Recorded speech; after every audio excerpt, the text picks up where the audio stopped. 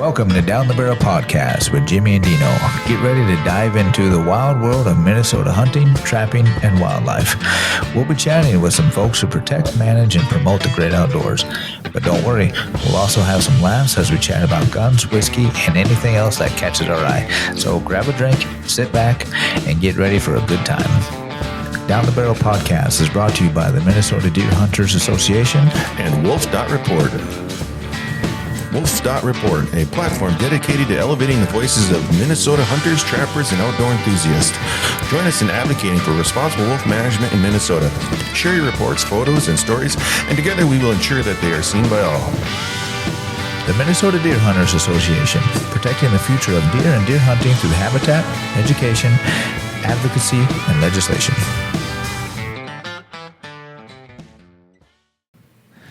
All right, so today we're talking with Alice from Wiese Outdoors. Hey guys, how you doing? Good. Hey, thanks for joining us. Yeah, good to have you back. Always a pleasure hanging out with Dino and Jimmy. Yeah, It was this spring we talked, wasn't it? Right before Walleye Opener, I believe. Yeah. It was around opener. Yep, You're right. yep. You're right. Yep. So a lot of things have happened since then. A lot of things have happened. And so why don't you introduce yourself a little bit? And Again. Again. For those who didn't listen to us the first time. Yeah, all five of them. Right. Yeah, at that time we had like 10 subscribers. Right. Yeah. So I am Alice Wiese, and together with my husband, Justin, we own and operate Wiese Outdoors Guide Service located here in Reamer, Minnesota. We provide 4 seasons of fun from summer fishing, ice fishing, guided black bear hunting, and guided grouse hunting.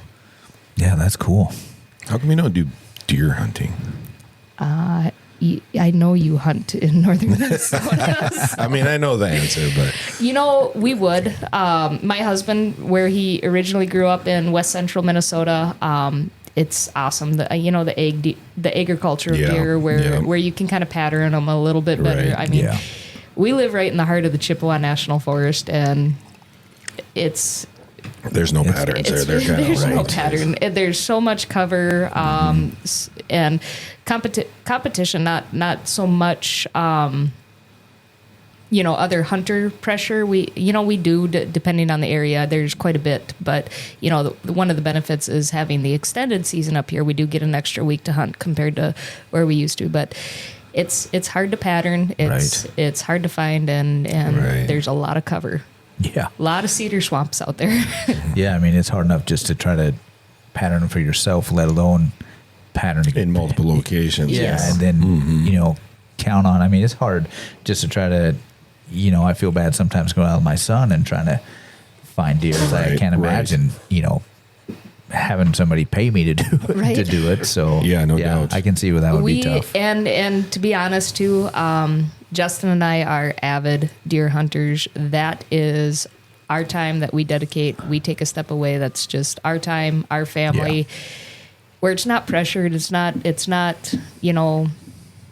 one of the things that people don't understand, the stressful things about being a guide is you are so set on having your hunters or fishermen, basically your clients having success that it gets stressful. So I mean that's our break is our whitetail season. Yeah, well, that's cool. And you guys just had bear camp. Bourbon camp. There you go. Urban bear camp. Yes, we did. We just closed up this was our 11th season, and it was an absolute banner year. Cool. 16 hunters, one of which actually included my husband as one of the hunters too. He was able to take out also, but we're 16 for 16. Nice. Technically 17 for 16. So yeah, we'll get into that story. Yeah, well, that's pretty good. So obviously better than last year. Yes. Because I do remember in the spring we kind of talked about that a little bit, and it had to be better than last year. It was incredibly. So last year we had 18 hunters, and although we should have probably had about 10 bear or so on the ground, we actually only had 5 harvested. We were fighting so many battles with nature last year, between the heavy acorn crop, the drought, the temperatures in the high 90s for 4 days straight. Right, yeah. We had one day that we had to call because of severe thunderstorms moving through the area.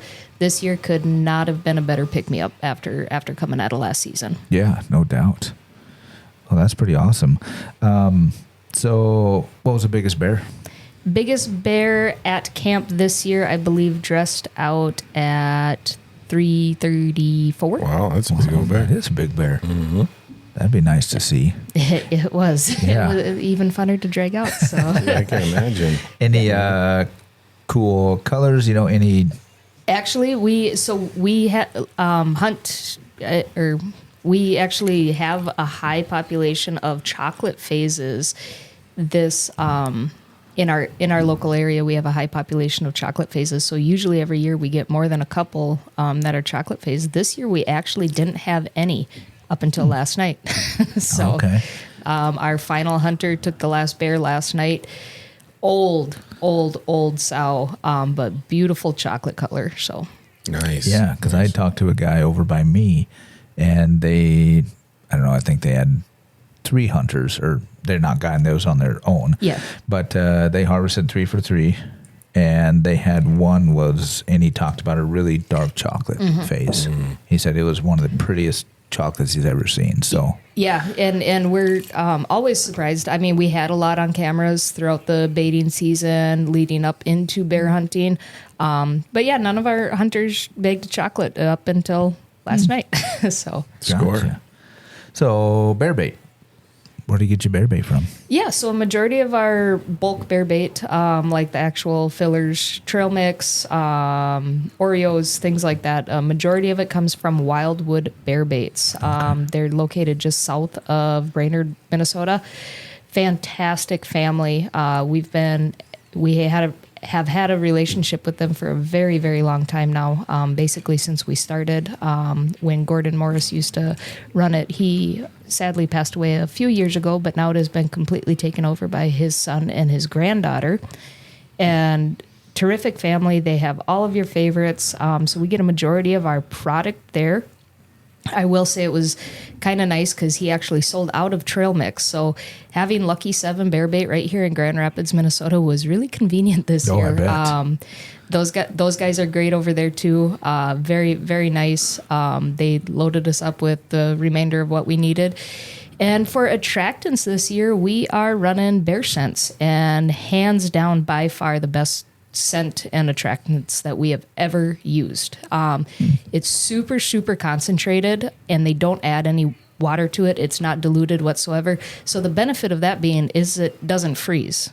People kind of think, well, what would be necessary about that, here in, late August, early September. But a lot of our bait, that we have can potentially carry over to use in the next season. And all of our bait is outdoor storage. And Yeah. some of the products that we were using before, we'd notice, you get 1 year in and you go to use it the next year and it's not as potent and things Yep. like that. I could not be more impressed with Bear Sense, and they're a terrific product. Again, another great small business that we like to support. So, Right. So Lucky 7, that's the new place in town, right? Correct. Yep. So they well stocked over there? very, Are they? very. I haven't been in there yet. No, terrific people. Yeah, all it was a phone call. They actually knew who we were and pulled up with the truck and trailer. They loaded us up and kind of saved our butt this year because we were running out. The bears were hungry this year, and we were that's what running I out of heard, bait. that everybody's been doing really good because of the lack of natural food in the woods this Yep. year. Yeah, because I read a CO report or something that they were just now seeing the acorns fall and everything else. Right. So they were luckily, Yep. kind of a week Luckily. later maybe. Yeah. So, and that's the thing. And even, up through baiting and everything, when you're looking in the high oaks and whatnot, you're looking up there. We had nowhere near the amount of acorns on the tree compared to seasons in the past. And it was kind of surprising. We had a relatively wet summer, but the berry crop wasn't as Abundant. There you go. Right, It wasn't yeah. as abundant as Yeah. in years past. I mean, and they took a little bit longer to dry up, but overall, these bear were getting into everything. We've lived at our place for 7 years. This is the first year that they actually got into our bait. Tried to get into our bait shed, but they took us for about 5 barrels of bait while I was on vacation Well, I think in everybody's Alaska. been having trouble with bears this year. Yeah, we've had Everybody. trouble. All our I've had- neighbors did. Dad, everybody. I think everybody up here is really struggling. I think the bears were struggling to get food, so they were just into everything. Well, right, because the berries weren't out yet. They were later, or they were smaller. And I have not heard a single person talking about the blueberry harvest. So it must be pretty sad this year. Yeah, I actually haven't seen anything Me either. in terms of blueberry or foraging. The mushrooms this year were incredible, but Right. Yeah, even Jamie, Chick of the Wood, she had mentioned how the mushrooms were doing really well this year. Must be the only thing because Right. I think the raspberries did okay, but the blueberries I don't think did. Yeah. Because I haven't seen pickers. I've been by my house. We have a blueberry patch, and then there was nothing. Yeah, and I think the raspberries behind our place, I don't remember them being as big as what they have been either. So I think it was the wet spring. yeah. Oh, I think so too. Slowed everything down. So what's your go-to bear bait, or what's your base, or your most Successful. best? Yeah. Your best bear so bait. we actually just did a YouTube video on this on what we use. Sweets and everything are good for getting them to come in, but just like us, if they have too much of something that gives them a sour stomach, they'll come to know that. That's why so many people have so much success right off the bat, and then all of a sudden people, or the bears start coming in a little bit. So that's why so many people will oftentimes have success, right off the bat with baits, because they come in and they're attracted to that, of course. But after a while, the bears will kind of tend to go away from the bait, And so we actually use a lot of the good fillers, the trail mix, the nuts, dried fruits, things like that. We use a lot of black oil, sunflower seeds, and whole oats. We use corn very, very sparingly. We use cracked corn. It's a great filler, and they love it, but it could be actually, kind of hard on their digestive system.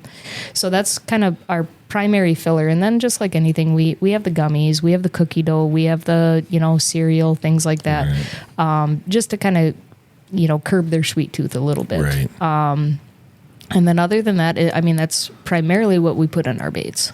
Yeah. And do you guys run trail cams on all these baits? Not all of them. I wish we had that much money to run about 40 trail cams, but no. So you run that many baits? You run 40 baits? At our highest year, running baits was a couple of years ago, was 42. Wow. I think we had. That's a lot. Yeah. So we I struggled to run one. So we start. So as per being a master bear outfitter for the state of Minnesota, we're allowed 3 baits per licensed clients, and then each Justin and I, since we're both master bear outfitters, we're allowed 3 baits per our license. So we start out setting, depending on how many people we have coming that year. So like this year, we had 15 hunters. 16 including my husband. We start out setting as many as we possibly can. That whole opening weekend of baiting is just getting baits established. After that, we kind of dial back and focus on the more active baits, the ones that are consistent, consecutive. So like this year for 15 hunters, we had, at the end of it, 24 baits. Some of them are our tried and true. I know a bear's coming off that bait, so we don't have to worry about having an additional. Ideally, in a perfect world, what we like every season is to start the season having 2 active baits per licensed client. So nice. So how do you pick where to put your bear bait? Your location. Yeah, Onyx, I can say, is probably the biggest asset we have. And, finding bait locations and everything is a never-ending job. All year round. So a lot of times, we do a lot of our scouting in the later part of fall, early winter, things like that. Whether we're actually out there scouting for no bear area, or maybe we're heading to a backwoods pond to go chase big bluegills, and hey, this might be a good spot to try. We kind of keep that in mind. Yep. A lot of times we just pull up Onyx and we'll notice our biggest thing that we always want to make sure we're near is water. Very, very rarely will any of our bait sources be, any more than 200 yards or so away from water. We want to have a constant water source. So be it swamp, beaver pond, flowage, anything. So we know that they're getting everything they need. everything they need. Yeah. But other than that, also areas of heavy cover. And then we kind of like to mix it up a little bit. We do have some we have some baits that are in very low land that are very successful. On years that we have kind of more of an acorn crop, we notice that majority of our bear taken are in kind of like the hardwood areas where those acorn, where they're already, traveling naturally for that food. So it kind of plays around, and it does depend on the year. It depends on the season, how much natural food is out there. But heavy cover and water nearby are two of our biggest things. Black bear are relatively an elusive animal, so they don't, like to come out in the open or anything. But that's for the area that we're at. Now, if you look in, say, north central, west central Minnesota, where the bear... We're dumb. where the bear... Well, they're definitely more open areas. Areas. I mean, they're on the edges of cornfields set up, because those bear are traveling back and forth and destroying crop. They can do hell on a cornfield, soybeans, oats. They can do some damage. So, and those typically aren't the bear's, natural area. That's why a lot of those areas are, say, in no quota, or even if they are quoted areas, that's why, they can do hell on some egg land. Yeah. So how was the quota this year? Was it up? It seems how the harvest was so bad last year. Or was quota just normal? Actually, was it down? No. We were anticipating them to increase the tags, but they didn't. In fact, in 2 areas, they dropped the number of tags issued. So that was quite surprising. So it's going to be interesting to see what the decision is as for next year, because I haven't seen the actual numbers yet, but our harvest numbers, I know for a fact, are up this year. Oh, they have to be. Do they have with deer hunting, I know they have that active harvest numbers. Do they have that with bear? Not with bear. At least I haven't found it. So if anybody knows if they have one of those, because it's something that I continually call in and kind of check. But usually those numbers are generally posted around the release of the regulations books. Well, I think we'll have a guest in here pretty quick that might be able to help us with that. Questions, because what the heck, DNR? Why do you do it for deer but not for bear? Right. Obviously, you get that information in the same time frame, because I'm assuming you have to register a bear within 48 hours. It'd be helpful. I mean, and I do see. I haven't been able to find a site that says, "Oh, here's what the numbers are as of today." So maybe there is. I do know that people are quoting numbers. Like if you look at Facebook pages like Minnesota Bear Page and everything, saying, "Oh, the numbers are up," and yet they're not actually providing numbers, or they're not providing a link. So I don't know where they're getting telling this. them the numbers are up. It's like, are they maybe just going, people's stories? That's what I was saying. Are they going to the local, holiday or bear registration place, and they're like, they're talking to the guides, because obviously Alice would know. Or CEOs, you were maybe. up from last year. Well, CEOs would be a good one, yeah. What was that? You were up from last year. I mean, harvest. Oh, yes. Yeah. We're up. I mean, being too shy of 2 hunters this year compared to last. I mean, like I said, last year harvest was 5 for 18, and this year we're 16 for 16. So wow, that's good. That's crazy awesome. good. We needed this year. She had 16 hunters. That's a lot. It was. And you guys only do your bear camp for that first week, correct? More or less. That's correct. Wow. And that's a decision based on a lot of factors. Historically, over 80% of the bear harvested in Minnesota will generally come within that first week. Absolutely. For us, it's also overall expense. If we were to continue baiting, when we first started this guide service, we started it from season start to season end, and then we're like, we're not making any money. You do have to have a cutoff there. As a for instance, it's a lot of work, and it's a lot of money. Gas, bait, things like that, and let's be honest, I can't cook for that many people for that many days. So you actually host your hunters at do. Your home, right? I do. We host them at our home. We don't have any formal lodging, but a lot of campers. A lot of campers. So it's legit bear camp is what you're saying. And the reason why we only guide the first week is just overall success, and the chance of success is much higher. We are in such a high area for small game once the small game season opens up, that by the time that happens, I mean, almost immediately these bear turn nocturnal. And let's be honest, I don't want to pay to feed a nighttime bear. Right. Right. Well, It's expensive. I mean, I've baited bear for myself, and I run out of bait after the first week because I've been baiting so long before then. Everything I have is gone. well, then on top of that, you guys do the bird. You do guided bird hunt, so of course it would. Yeah, so we do guided grouse interfere. hunting as well. So we got to start, we do the guided bird hunting as well. So we have to just basically move from one season right into the next. The last 2 weeks of September after we shut down bear camp, that's where our focus is, running the dogs, making sure, we run our dogs, of course, all year, but just making sure they're fine-tuned to get into the grouse woods. And then basically October is our big month for grouse hunting. That's when a lot of the foliage falls and things like that. Yeah, I was just looking as you were talking at DNR's website. I cannot find. I just type in bear, assuming that I don't see any harvest. I think they update it at the end of the season. That's it. Yep, and I think so. I think so too. Right.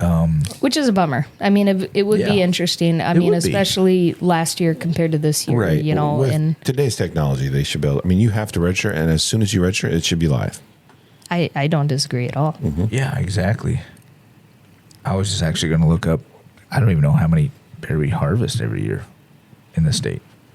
I have no idea. I think it obviously varies, but Honestly, I don't know if I know I haven't got a tag in 4 years, which is the longest time I've ever went.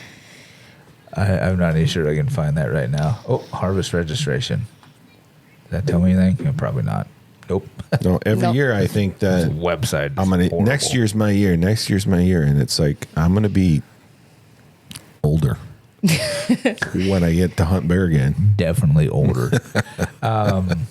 So next question is, what do most of you guys hunt with? Rifle, bow, crossbow? We have Or a do you strictly rifle? beautiful combination of all sweet. of them. We have handgun hunters. We have Nice. rifle. I always forget about that. Yeah, we have rifle. We have archery for both compound and cross guns. I mean, it's. Cross guns. But hey, I like crossbows. I love them. I mean, I love and them too. guess what? I didn't have to track either one of those bear that were shot this year Right. by the crossbow. Boom. But which one did you have to track the most, by the way? What did that one get? Well, that'll lead into our next question. Okay, I'll leave that That one alone. Yeah, But, no. I mean, we all know. We all know. We all know. It's a caliber I will no longer allow at my camp. So there are cutoffs that I have when using rifles. I do have cartridges cut off that I will not allow. Somebody called me this year and they wanted to bring a 243. I'm like, yeah, no, you gotta find something else. But yeah, we and our trips are truly tailored to the hunter. So that's kind of on my list of questions when they actually book with us. Okay, what are you using? Are you right-handed, left-handed? Do you mind a hang on, or do you prefer a ladder and That's what I was going things to like ask too that? about your stands. Yep. So we run them all. We have run ground blinds in the past. We try to cater, just because, somebody might be disabled. This isn't an experience that they should have to miss out on. Yeah, like this guy. Like Jimmy. Pretty much today. But, so we truly, I mean, we have done ground blinds in the past. I'm not a fan of like pop-up ground blinds anymore, just because we do hunt public land. So there's always that fear factor that somebody's going to be an a-hole and come in and steal it. Yeah. But we've never had that happen. What we have had happen is every single ground blind we have ever shut, the bear has came in and laid on top of the damn thing. That's what I was wondering. That would be my luck. I'd be sitting in the ground blind, and the bear would stick his head through it and go, "Hey, buddy." And then guess what you do? I You pee my harvest pants that and I bear. run away. Well, technically, yes. My luck, he'd be collared. You can pee your pants or Yeah, whatever. my luck, I'd be collared, so I couldn't. Well, no, I think you can. You can. It's frowned upon. Yep. But you can. You I can. was just reading. It said, "Do not shoot." Well, It they may asks you say not that. to. It They're asks like, you not pretty to. please. But well, and for good reason. A lot get and a it. I lot get of it, tax but- dollars go into the research behind Absolutely. those bear. But I don't think you're going to jail if you do. So in Minnesota, there is actually only 2, and I have a huge PowerPoint before you guys should come to our next bear camp. I have a huge PowerPoint for all of our hunters. There's Careful actually, what you ask for. I think I'd enjoy you guys at bourbon camp. There's actually only 2 laws in Minnesota that you do absolutely have to abide for. You can't shoot a cub, which would be Well, this year's cub. I would hope that'd be a no-brainer, but And the second is you cannot shoot a white-phased bear. I have Really? never that's a seen one. bummer. It's actually a gene, so yeah, you can't shoot. Well, like Wisconsin, you can't shoot the Piebald, or well, not piebald's a mix, but piebald's the mix, but that white gene you can't Yeah. shoot them. So same thing in Minnesota, you can't shoot a white-phased bear. Bear. I would like. I guess I get it for that, but honestly, I would. You can shoot a white deer. You can in Minnesota. in You can- Minnesota, yep. and I would love to. That would be a sweet mount. I don't care I what want the people piebald. say. The piebald are the awesome. black one. What's that one called? I don't think we have any black ones around here. No, we do. It Really? is. Yeah. Yeah. I mean, I it's haven't super I haven't rare. seen I've one, never but seen it's one. like it starts with an M. Melanin, something like Ooh, that. I Yeah. think you're close. Yeah, it starts with an I've M. got a piebald. Melanated or something like that. Melanesia, or Something like that. yeah. Yeah, I've got a piebald down by my place. You do. I do. I don't know if it's a buck, honestly. I only see it at a far distance, but you can definitely tell because piebald. it's got its belly is mainly So piebald. minimal piebald. Minimal, yeah. It's Right. not all over, but it is definitely piebald. Wow. Actually, I think it is a buck, but I don't think it's very big. Right. But Dean's still gonna I see shoot it it. really. Oh, if I had a chance, I'd shoot that thing. I'd mount it. I don't I care. actually Yeah, this but if it's was- only piebald on its belly, you're not going to get it. You're going to have to do belly it and full body. chest a little bit. Oh, the chest would be Yeah, cool. Get him if like a I got a stand-up mount. piebald, Right. Yeah. If I got a piebald, I'd full mount that thing. All right. That would be awesome. We'll Either put that or it have here it in the laying down studio. and use it as a coffee table type thing. Ooh, that's That'd be fancy sweet. living. Spiker. Melanin. It probably would What be is a it? speaker. Melanistic. Melanistic. Ah, yep. Melanistic. Melanistic. So that's the dark ones. That's Yep. the dark ones. Yep. Gotcha. Yeah, I've never seen any of the above. I see the brown ones. Brown ones. Yeah. Yep. I'm well adapted to shooting those ones. No, that's pretty cool. I was just looking at report a bear sighting on DNR website, and the whole northern part of the state's black, and they got this green white area. They go, we want to report everything south of. Yeah, they're like, yeah, we know there's bears in this section here. Yeah, this is we a only give weird like map. 5 permits, but Yeah, that's crazy. It's over half of the state has bear. The rest, yeah, we're not sure. yeah, we know about those people That's in that crazy. other section of the state. Yeah. But anywho, let's get back to calibers, the best calibers. So, Meat Eater just came out with this post today or article that I thought was very intriguing. The best calibers for bear hunting. Meat eater guys, they're meatheads, I think. So, what actually it says September 6th, but anyways, what's your thought, Jimmy, on the best caliber?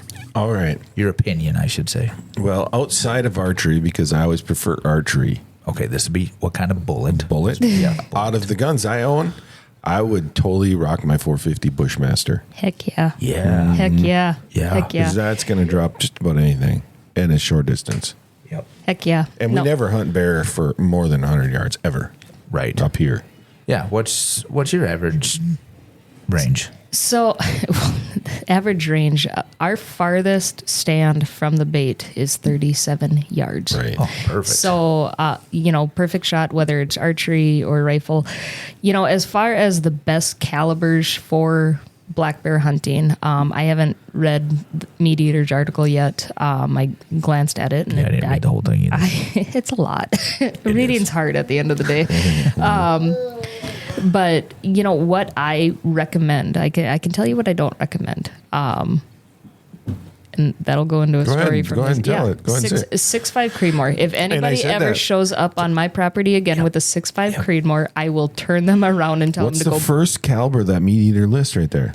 It does say Creedmoor. No, I think they've not been at paid all. to say I that. mean, and think about it. You have a bullet traveling, a projectile traveling at 27 to 20, or more feet per second in the distance of 25 to 35 yards. You are not going to get the expansion that you Right. need. And going back to the question on what was the farthest track, that was it. That was it. 6.5. We had a hunter this year. This is our second time having a 6.5 Creedmoor at camp in the course of 11 years. Yes, both of them are effective because both bear were killed, but we had absolutely no blood trail. I personally don't even like a 270. Now, don't get me wrong. I praise Jack O'Connor. Blasphemy. I praise Jack O'Connor. I agree that a 270 cartridge is capable. But at 30 yards. But at 30 yards, you need you're a big, traveling fat bullet. so fast. Slow moving. So fast that, I mean, it's not enough. And it's not the fact that it's not going to kill the animal or be effective. Right. It's for bear, I mean, just like deer, just like anything, they can travel quite a ways, even having double lungs or whatever, they can go far. I personally prefer 30 caliber bullet or bigger. I like, the 30-30s. I like the 35 Remington. 45-70 is my go-to. Yeah. Hands down. Hands down. That girl. That's what I use because there's no tracking. So That's the best way to Just do it. tips right over. Right? any of those larger calibers, especially when you get into like the straight walled cartridges, the 450, the 45-70, that is always my go-to. Sure. But like I tell hunters, bring a 30 caliber or bigger, preferred. Yep. So Yeah, many of and- your hunters that were archery, I mean, So this year we had 2 or 3 crossbows and we had 2 or 3 compounds, and then the remaining were firearms. Shotgun slug, also, you can never go wrong with a shotgun yeah, slug. 12 gauge slugs. Yeah. So on those archery ones, you're saying that was less tracking than the 6.5 Creedmoor? Yes, without a doubt. I love, you get a good mechanical broadhead. I personally don't shoot archery as much or at all. The year that I really started to get into bow hunting, I ended up getting drawn for my first bear tag, and it's been bear hunting ever since. And I haven't got good enough with my bow to actually try. We won't hold that against you. Yeah, No, don't not too hold it much. against me. No. But and this is where I'm going to sound like a complete ignorance because I have no idea what broadheads are on the market anymore. But Nobody does because half of them are Chinese. They change all the time. But and this is, we can get on the debate on fixed blade versus mechanical. Right. Yep. Mechanical broadheads that rage hypodermic, I swear to God, can Yes. leave a blood trail that Ray Charles could follow. Oh, Yes. yeah. I agree with that. I don't Yep. use the Rage broadheads, but I have seen I've used the Rage. aftermath. Yep. I do have one hypodermic. I do. Actually, I carry hypodermic, and I don't even shoot them, but I do carry one Yep, I hypodermic. carry one too. But I mean, and that's the thing, that's one thing that I cannot argue, not necessarily from a hunting standpoint, but from a tracking standpoint. I swear those things are just lethal. Right. They are totally. Yep. So what you're saying is Rage, hypodermic, beats a 6.5 Creedmoor every day of the week. Every single day of the week. I would definitely agree to that. Every single- the problem that we noticed this year and out of the 11 years that we've been doing this now, we could not believe how much fat was on these bears. How much Really? fat. So what happens is people need to understand that your shot can be effective, but what happens when you have, like a 6.5 Creedmoor, the exit hole I could put my finger through. Right. You don't have enough damage. So what happens is the fat will kind of come out that hole and block up, brilliant. and then Makes sense. they're just bleeding internally. Yep. And we've had that happen with both bears that were taken with the 6.5 Creedmoor. Like I said, it's not that the shot the chamber isn't effective. It's just not conducive to track. too damn Well, fast. especially when Way you're too within 30 fast. yards. I mean, I shot a smaller buck, a spike buck. What, 4 years ago? 3 years ago? Most years, actually. But 3 years ago with my 270, and it was within 20 yards. I want to say it was 15 yards. And that was the furthest deer I've ever had run. And he ran, maybe 200 yards, 150, 175. I don't even know which deer you're talking about. So. He circled around. It was the one that you were to the right of what I would have shot. Another 10 yards to the right. You would have shot me. And I would have shot you at 40 yards away. I remember that deer. Yeah. So, but we tracked him 175 yards. He came back around. We didn't find blood until about 75 yards. Right. Because you were shooting what you said? I was shooting my 270. Yeah, right. But he was within 20 yards. So, I mean, the bullet did not have time to expand. It's traveling way too fast. Yeah. And it was way a heart shot. Yeah. And he still traveled that fast. That's why you need that big old 450. And you got to keep in mind, I mean, when these animals get shot, bear, deer, otherwise, I mean, they have so much adrenaline. They can pump themselves and push themselves through. I mean, the benefit of having an exit hole, not only, it's going to be a hell of a lot easier to track is it's, they're going to lose a lot of blood. They're going to wear down a lot faster. Yeah, right. So even though like I kind of knocked down 270 a little bit earlier, I used to own one. And similar story. I've shot deer that we've had to track, and then you're getting them open, and I have a double lung and a heart shot, and you're like, why did you go so far? So what you're saying is the 270 is like the 6.5 of the 90s. No. Actually, I'll but you could, I'll probably agree with I love the 270 round myself. You could almost say, I don't know. Anything within 30 yards. You got to have a 450 or a slow. You got to have a bow. So like even with whitetail hunting, out of any of my stands, my farthest shot is going to be 75, 80 yards. That's my farthest shot. My go-to for whitetail hunting up here in northern Minnesota is my 35 Remington. Yeah. Right. Yep. Yeah, that's a great caliber. Yeah, and of course on here, they talk obviously, shot placement because shot placement is know people huge when it comes to bear. I cannot stress that enough. Yeah. So, like that's a huge animal. Two of our bear. Well, and what a lot of people their anatomy is not the same as a whitetail. As any whitetail hunter, we're taught, if it's quartering away or broadside, we're gonna tuck it right in behind that front shoulder. Yeah. That is not the same with bear. People need to realize, for a good shot placement, you got to go about 4 to 6 inches back from that front shoulder. Okay. Especially with archery, you got to understand that front shoulder blade, that's a steel plate. You're not going to get through it. And that's how we did not recover one of the bear this year, is because he stuck it right in the shoulder. The good thing is that bear's going to live. He's going to have a bum shoulder for a while. But, the shot placement is so critical. Yeah. Also, unlike whitetail, bears' internal organs, their membranes and everything holding their organs together are so loose. So, for instance, if they stand up on their hind haunches, their heart, lungs will drop to basically what it would be at the base of the sternum for us. Yeah. They move around. They're a lot looser animals. And then you hear about people taking shots trying to, when they're laying down or whatnot. Yep. I think with bears, a lot people shoot at the bottom of the fur and they miss. Oh, They don't realize how far up they actually have to go. Yeah. Mm-hmm. So like we say from base of the rib cage or belly, whatever you want to call, to the top of the back, you want to go halfway between that and about 4 to 6 inches back from the front shoulder to make a good shot. Right. Because that hide can hang down quite a ways. And if you aim for that like you would a deer, you aim 2 inches up, you're going to miss. Yep. Yeah.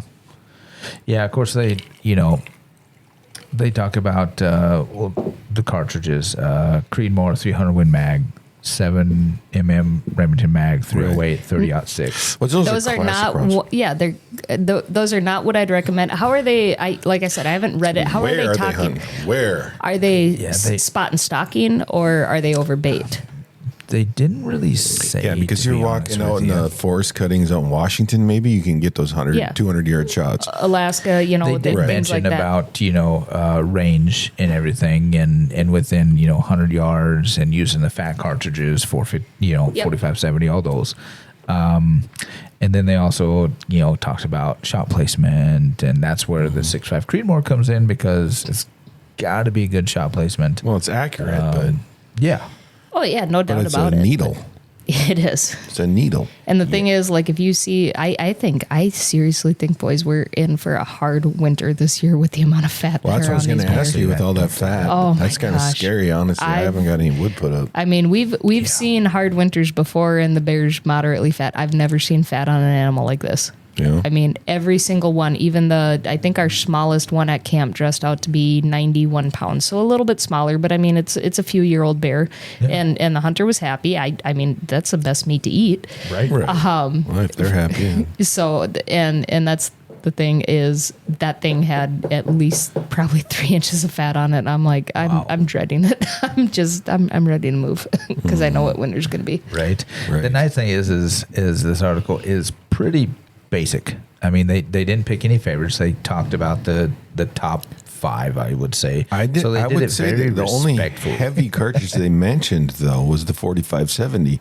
And but they didn't even list it in their top they didn't ones. Because, so let me read this. Let's see. What does this say? Hunting at close range open up a greater selection of cartridges. Doesn't have to retain energy or velocity at distances over 100 yards. Short and stubby bullets launched by these cartridges have trouble at long ranges, but devastating between 50 and 100. It's like, well, yeah, they are devastating at that. That's what they're made for. And what about that 0 to 50 range? Yeah, exactly. That's why you don't want those fast. Like anything. Like I said, a 6.5 Creedmoor. I can't remember. It's been a long time since I sold the damn things. But if I remember, they're averaging like a standard Remington Corlock averages. Which would be a vital round. I mean, you got a soft copper covered. That's another thing is choice of ammunition. Yeah. Yep. Pick your ammunition and pick it wisely. They do talk about in here too. Is I hate copper bullets, and I know that's the way that the world is moving to now with especially with lead and threats of that and everything. I despise copper bullets for close range shots. You do not get expansion. I mean, and copper slugs, anything copper, you just muzzle loaders. It's too hard. It's too close of a range to get the thorough expansion on a bullet that you need. So I prefer, like a soft tip, or even if, copper coated lead, anything like that, just so you can get that rapid expansion at such a close range. Yeah, because they're pushing the Creedmoor. This shows velocity. Let me scroll over, 2,700. And then muzzle energy is 22.6. Which let's just compare to a 308. Same muzzle velocity, and then the muzzle energy is a 308 is 2,600 compared to 2,200. Yeah, but what range? At what range? Right. So let's scroll down a little bit. At 300 yards, but my closest range that I shot a bear yards. That I shot a bear ever, I was 11 yards from the bait. Right, and around here that's mid range, you know. Mm-hmm. So I mean, and that's the thing. So you're 11 yards away from the bait and everything. So basically, 2,700 down to 2,699 at point of penetration. So right, should use a spear. Honestly, around here you could. I mean, where I hunt, I totally could. Yeah. Mm-hmm. I mean, most of my baits I set up at like 25 yards to max. Yeah, I think that'd be awesome to get a bear with my bow.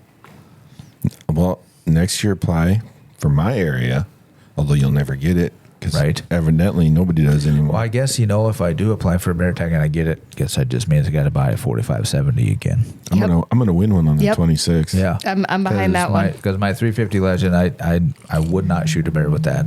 My 450, I would. 450, I would for sure, but not my 350 Legend. See, we've actually had bear taken with a 350 Legend, and I was actually impressed. It wasn't this year; it was last year. Okay. He had a 350 Legend on a APF, AR platform, and it was actually good. I mean, and the thing that I love about a 350 Legend, I mean, granted, it's a 350 Legend. You're taking a 223 cartridge? You necked it out to fit a 30 caliber bullet or 35 caliber bullet. Pretty much. Was it 223 or was it 222? It was almost. Now because now. But I mean, the thing that I love about the 350 Legend, especially for youth hunters, you guys have seen my kids. They're short little Swedes. They have small statures. You have 20% less recoil, yet 20% more penetration compared to that of 223 it was a 223, I believe. I can't remember. Similar to a 300 blackout, actually. Yeah. So yeah, Which is close so to it's 223. Well, here we go. The rim diameter is the same as a 223 Remington. So, Okay. yep, Yeah. right, So yep. 223, they took out, necked out to fit a 35 caliber bullet. We had a bear taken, and just with standard loads, your standard soft tip. It wasn't a ballistic tip or anything, but it was. I was impressed by it, and that was last year. And because I was really excited because I wanted to. I'm kind of. I don't know why I'm drawn to maybe I'm drawn to the 350 Legend like you are to the 6.5 Creedmoor. I don't know, but You're drawn to the 6.5 Creedmoor, Dean? Only for long distance. Long the distance. Creedmoor I would do for just long distance shooting. I do 6.5 300 for long distance shooting. Yes, but the Creedmoor is a little bit more available and cheaper, so I could do that much more long distance shooting. I don't care if I have to buy my rounds at a high-end store. Well, Like we've got a Walmart. connection, kind of. Huh? We've got kind of a connection. Well, so he's you on just gotta hook vacation us until the up. 16th. I don't know. They're coming out. I've been out of the game for a while. They're coming out with so many cartridges. Oh, I it's can't ridiculous. keep up. Like now Yeah, they have I an know. Well, they have 8.6 to. blackout I or know. something like that. I'm They're like, just what doing the like heck? decimals. Are they just making decimals. stuff up at this point? Oh, it's great marketing. It isn't though, because if I was going to make a round, I would make it like you got to say Magnum, whatever it is. Yeah. I mean, Weatherby had something there. Every round was a Magnum, But the problem is a 2.7 Magnum. right? But the problem is when even like these PRCs, granted, the normal guy, I am not gonna outshoot a barrel with a PRC because What are you talking about, barrel? so with the PRCs, they're the Magnum loads, they're gonna wear down a barrel quicker than what your normal would. Yeah, but so your honestly, normal for the shooter, average guy I'm not is gonna never wear gonna- out a barrel. No, The biggest But thing everybody else is understanding the game that you're chasing, the distance you'll be shooting to Right. choose the caliber Correct. that you're. Because I mean, what people don't understand. I mean, the 6.5 Creedmoor was a match round because it is deadly accurate and flat shooting and things like that. But it's such a high speed that even though, you can definitely reach out and touch just about anything with them, but it's a not going to do needle. you much It's a good needle. less than Right. 50 yards. So, I guarantee you at 30 yards, the 30-30 is more devastating than the 6.5 Creedmoor. Oh, for sure. most definitely. Yeah. Most Yep. definitely. And I've seen that firsthand. Yeah, and, right. and it's not. Crossbow is more deadly. Yeah, the range hypodermic. Honestly, it would be extremely more deadly. But so like the two bear that we tracked with the 6.5 Creedmoor, we actually had to call the That's dog right. trackers. Yeah. And Juliet from Stern Big Game Recovery out of Bemidji, Minnesota. I cannot speak highly enough about her. She is such an awesome lady. I didn't know if her or the dog had more energy. She's go-to. She Right. doesn't take shit from anybody. She gets there and she goes, all right, boys, I'm going to tell you how it goes. Anybody, she is just a kick-ass woman and I want to be Really? her friend. What's her name? Awesome. Juliet. Juliet out of Bemidji. Juliet Flint with Stern Big Game Flint, Recovery. Stern. I'm That like, worried me for a second. I thought she was maybe out of Stern County. no, her dog's name is Stern. Oh, And right. that dog is just a powerhouse. I can say out of the bear that was shot, there was at least 3 of them. We had absolutely no blood. No blood at all. It wasn't the fact that it was a bad shot, nothing. We just did not. The one thing, with bear, you can make, like even me, I shot several before and all of a sudden you don't, because they have so much fat, so much hide, so much that Yeah. you're going through that it could be 20, 30 yards before you find a blood trail. Yep. Well, here, just based on whether it's camera footage, and things like that, and we're following where this bear went off and we could not find blood. Up in northern Minnesota, the phrase "miss by an inch, miss by a mile" has never been more true than where it is here. You could be 10 yards away and not be able to see it. The cover is so thick, the underfoliage and everything is so thick. So we did not find blood. So we called Juliet with Stern Big Game Recovery, and she managed to find all 3 bears for us. That's awesome. And it was fantastic. Now, there's a couple we lost a bear this year that one of the hunters had the opportunity of taking because he stuck it in the shoulder versus that bear will live and we're okay with that. Knowing that we never want to wound an animal. We never want to hurt an animal. We want to make the best ethical shot. But it's part of hunting. It happens. And like I tell all of our clients when they're kind of getting down, if we are up in the stand and we don't get excited about it, we don't deserve being up there. Right. I've stuck a deer in the shoulder down at Ripley. I think anybody that's hunted for any length of time, I've done it. And another hunter saw it, walking. I don't know why he didn't poke it to finish it off as well, but that's beyond the point. But that deer survived. We know it did. And so it happens with hunting. I mean, that's just the way it is. So bird hunting is coming up. It is. Faster than I expected. Yeah, no doubt. So you said that you train your dogs a little bit more. Yep. Obviously coming up here and whatnot. So what do you think for the bird hunting forecast? I've been hearing grouse are up. Yeah, a lot of areas for like the 6th consecutive year in a row. Yeah. It's awesome. We live in such a heaven for upland bird hunting. We love rough grouse, and I have fun shooting doodles myself. I don't care what anybody says. Woodcock are fun and they taste great. Oh, they are. So the bird numbers are, from what we're seeing, and I'm pleasantly surprised by this because we had such a wet spring. I am happy to see the amount. That's kind of how we. So when we're baiting and everything, that's kind of how we kind of gauge what the bird season's going to look like for how many coveys and things that we're bumping. I'm very pleased to say that the bird numbers seem like they're up. I know the DNR report shows the drumming numbers are significantly up, which is. You okay, Jimmy? That's good stuff, huh? Good stuff. Which I try not to base it so much on the drumming numbers because we've seen high drumming, and the rough grouse, like rabbits, they go on a boom and bust cycle. So you're going to be up so many years and then you'll start the downfall. We were told the peak of the run was 4 years ago, and every year it's been getting better. So I don't want to jinx it. Let's knock on some wood, but let's not jinx it, especially this year. Pleasantly surprised. Yeah, because you're going to be hunting with me. I am. Are you actually taking him out, Alice? Yeah. I'm not, Justin. On October 5th. I have kids. I have no life. It's on a Saturday. You can come with us. Right. Boom. And we'll bring Finn and Asa with too. Throw them side by side. So, we've been happy because I actually thought we were going to be entering a down year for a lot of times when we get a really, really wet spring like we had and a really wet summer that kills so many birds, those young birds that just can't, they drown essentially. So, but no, we're looking forward to another great season. We've been seeing a lot of grouse, so. Good. Yeah. I'm hoping we've been seeing quite a bit around our area. Yeah, we definitely are going to do some grouse hunting. So are you guys booked up for the season? We are already? fully booked up, and we're partially booked up for... Well, that's great, right? It is great. Justin's going to hate me, but it's great. Yeah.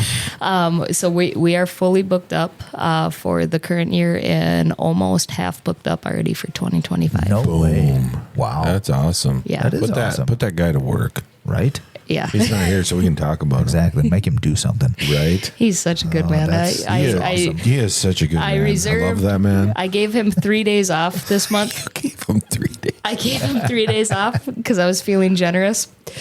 MEA weekend. How many sick days do you give him? Negative. He gets negative actually. Negative. He's got to tough it out. Yep. You break your back, you go to work. I gave him 3 days off this season, and it's over the weekend of MEA. We hate being in the woods weekend of MEA. That's the best weekend to be in the woods. No. That's what Everybody else is in right. the Exactly. Everybody else is in the woods. And that weekend, we'll still be in the woods, but we'll be getting our stand set for whitetail. So. Yeah. That's kind of like your guys' romantic getaway that whitetails. Right, right. Our anniversary always falls around bear baiting opener, and Yep, this is our romantic time. I get it. So then so you kind of rotate from bear baiting and bear season, then you roll right into bird hunting. Right into bird hunting. And then that just kind of carries over right into ice fishing, I'm assuming. Or do you kind of have a little break time? Well, we take whitetail, November off. Yeah. The first 3 weeks of November, or the 3 weeks of deer season for November, we take off. Okay. I don't take off. Right. Justin takes off. Right. It's called the rut in the Wiese house. It's called Right. So,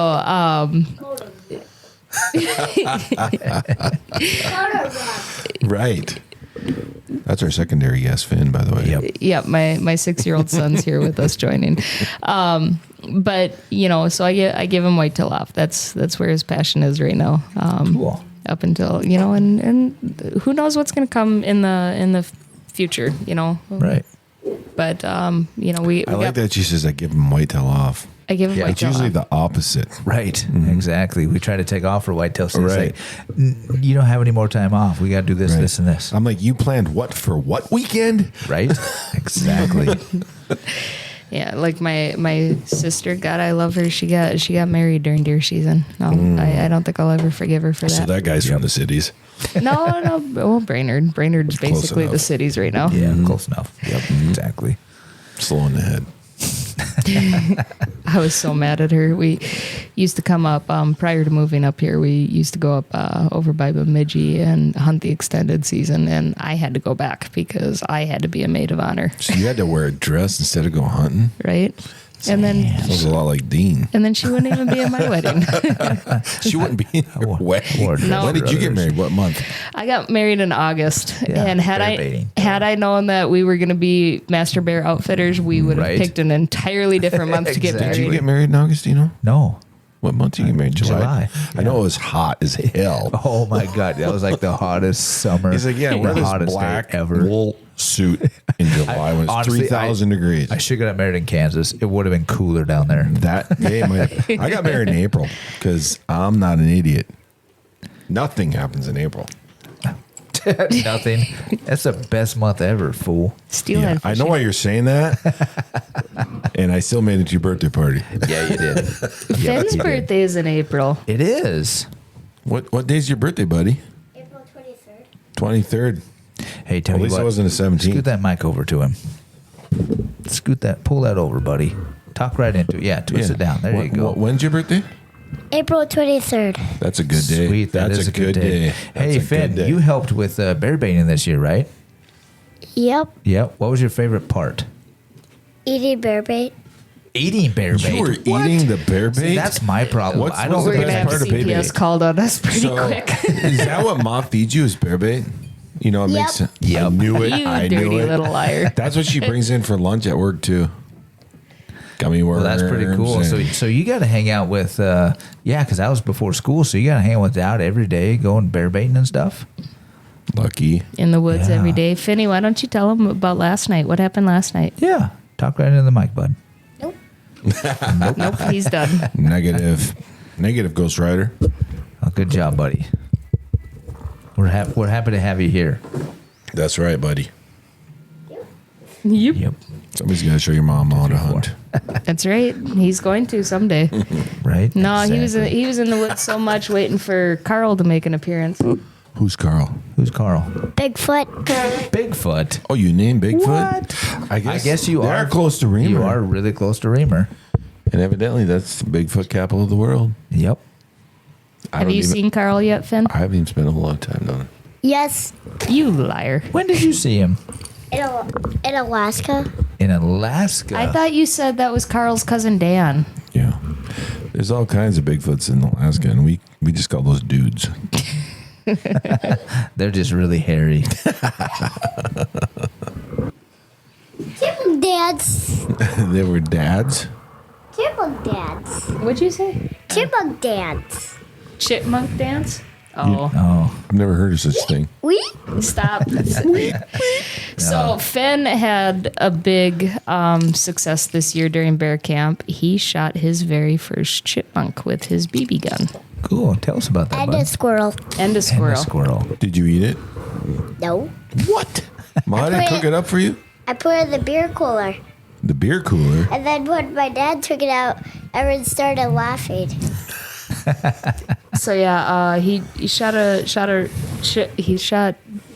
and I could not be more proud. But yep, he took out his little Red Ryder because we have such a chipmunk and squirrel problem in our bait shed. And I said, just go start shooting them. I don't even care at this point. Just shoot That's where them. it starts. And so yeah, he took 3 chipmunks and 1 red squirrel, and he was ecstatic. I had no idea what happened to this red squirrel, and apparently Finn put it on top of the beer cooler or in the beer cooler. So Nice, it was great that quite. Bear Camp has a beer cooler. Yes, it does. And then he tried stuffing it in his lunchbox and bringing it to bed. And I go, I thought you were saying bring it to school. I was like, that would be That's what awesome. he wanted Hey to guys, do. look what Ma sent for lunch so today. that was the I argument. still So, gotta skin it. you know, I spend this money on Amazon getting him a brand new backpack with matching lunchbox, and he's going around camp. And I said, all right, time for bed. We got school in the morning. And then he starts going, I go, where's your red squirrel? And here it's in his lunchbox. And I said, That's awesome. no, Finn. You show your buddies. does not go in the house. We'll put it in the freezer or something. No, I want to take it for teacher show my teacher. And What school do you go to, Finn? Did you go to Reamer? Cohasset. No, go ahead. Do they allow dead animals in Cohasset? They No. should. They should. I almost threw a skunk in there. Yeah, I've dealt with some skunks. Well, sounds like Bear Camp was really great for you guys. So that's awesome. You would call it a successful year, would you? I would call it a banner year. Banner year, It that's has great. been our best season yet. Wow. 11 years in. I mean, and there's been, I can't look back and say any year was better. Last year. We don't talk about last year though. You know, I mean, the camaraderie, the people that we have at camp, I mean, it just really makes it what it is. So when you guys have bear camp, do you guys have like fires at night? Yep. Everybody sits around, BS's, talks about Yep. their hunt, has Yep. a That's drink. cool. Absolutely. Yeah? Yep. We ask all the hunters to be here on the day before, so August 31st, and then we just kind of run through a PowerPoint, you know, what we hope to expect from you as hunters, what you guys can expect from us as your guides, kind of lay down some ground rules and things like that. And yeah, and that night is always either steak and lobster, depending on market price, or it's steak and shrimp, depending on market price. That's way too fancy. Yeah. We're going to Bear Camp. I had shrimp last night and no thank you. So No thank you. this year, due to the price of the main lobster tails, was ribeyes, and Sounds pretty good to me. it was Argentine red wild shrimp. And then I lay out a mess of appetizers, everything from cheese balls to bacon. A lot of bacon stuff. Nice. Bacon jalapenos, bacon. God. Bacon wrap and cheese balls. Bacon wrap and jalapenos. That'd be good. You know, chocolate dip bacon and everything, which is, if you guys haven't had it, is Chocolate dip phenomenal. bacon jalapenos. I feel myself getting fatter right now. Oh my God, I'm so hungry. And then, and then after that, every day rolls out the same. The first night, usually, since we have a lot of bear down, or we anticipate to have a lot of bear down, it's usually something easy. Like, I think I do like brats and burgers. And then the next night will Classic. be chili. And then the next night will be tacos and things like that. So, but Awesome. breakfast, lunch, and dinner, I provide. Right. And yeah, the rest is on them. About That's the awesome. bourbon, because you call it bourbon camp. I mean, what are we drinking at bourbon camp? I found a new favorite this year. What's your favorite this year? The new favorite this The new favorite this year it's called Bid Tucker, and I am going. I don't think I've ever had that. I don't know. If I write It that down. is the smoothest. I mean, you can drink it neat. Don't even need the rocks. Just drink it neat. And it was the smoothest that I've ever had. So I actually haven't even looked at where it is or where it's from, but I can tell you I'm going to be stopping at the liquor store on the way home to see if they carry it here in town. Bid and Tucker. I've never. Bid Tucker. Bid Tucker. Bib. B-I-B. Bib. B-I-B. See, I Bib. can't even B-I-B. spell. B-I-B Tucker. Bib Gotcha. Tucker. All right.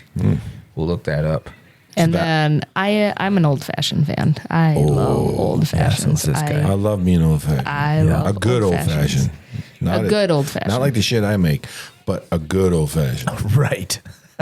Exactly. Like the kind from Rapids Brewing. Yep. But no, bourbon camp joke. I mean, we had clients leave us with bottles of bourbon. I do not supply alcohol whatsoever.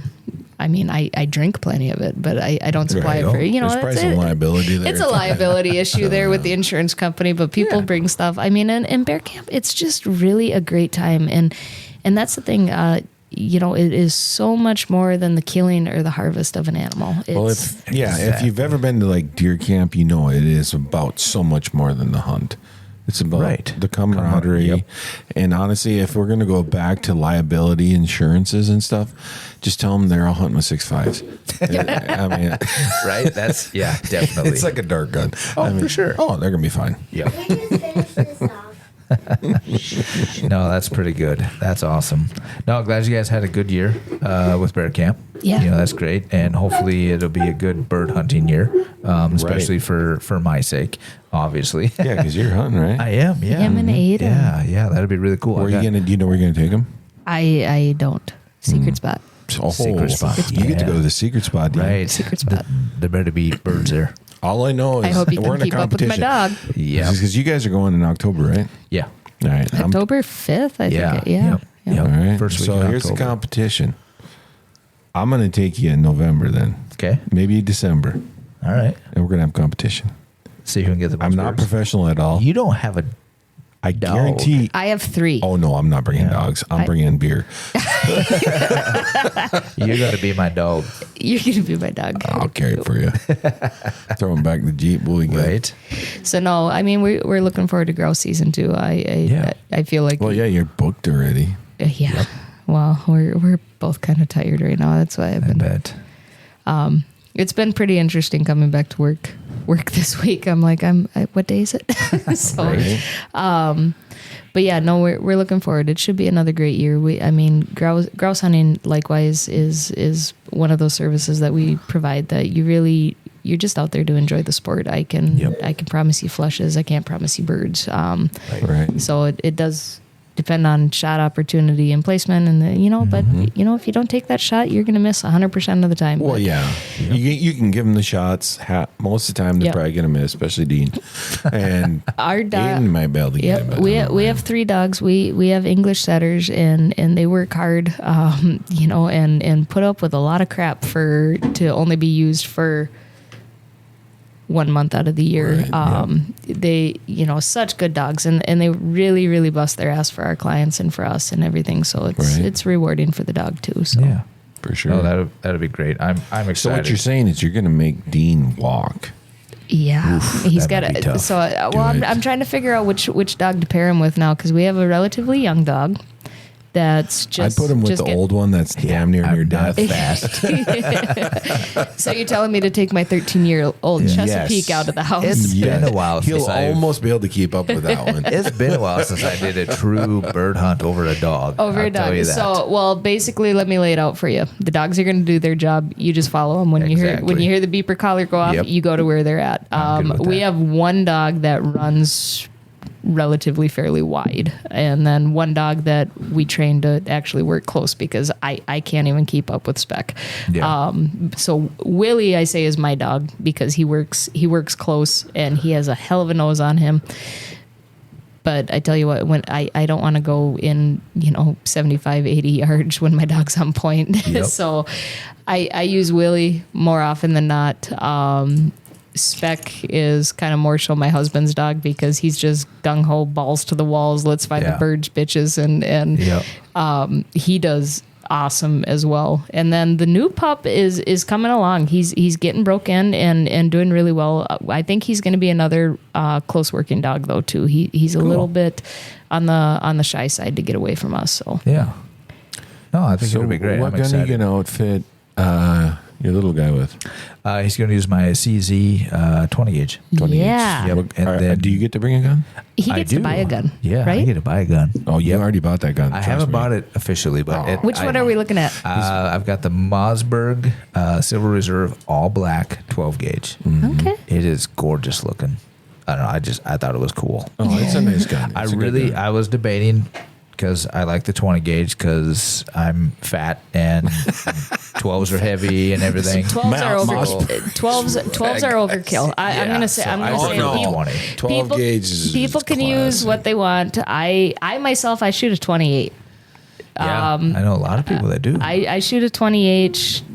Justin uses a 20. I'll break out my 20 once in a while too, but 12s are a little bit overkill for the birds. But you get nice, a nice flush. All you want is 20 gauge and a 7.5 shot. So Yep. Yeah. No, I'm excited. I think it'd be cool. So I'm looking forward to doing some bird hunting. yeah, this year. I am too. I think it'd be a good year. mean, outside of venison, the grouse is my favorite thing to eat out of Yeah. the woods. Yeah, it should Amen. be fun. It should be fun. So, how can people get a hold of you? Yeah, so you can find us online at www.wheezyoutdoors.com. That's WHEEZY outdoors.com. You can give us a call at 218-275-7525. And we're available on all of your favorite social media platforms, including Facebook, Instagram, TikTok, or whatever they call it. There you go. Yeah, TikTok. TikTok. And then on YouTube, find our channel where we'll give you all the latest tips, tricks, our latest adventures, everything on Venture North. Yeah, Venture North. Yep. Well, cool. Well, hey, we appreciate you coming in. Always a pleasure, guys. Yeah, no, it's fun. Yeah, it's real fun. So Thanks for putting I up with think us. after bird hunting, we may have to do it again, or Well, yeah. maybe we'll do bird hunting and ice fishing. Maybe we'll wait until Right, a little bit because later. we could do ice fishing too. Yeah, have it kind of all Yeah. together. So, yeah. You know what? maybe No, I just one of had a these great days- idea. What's that?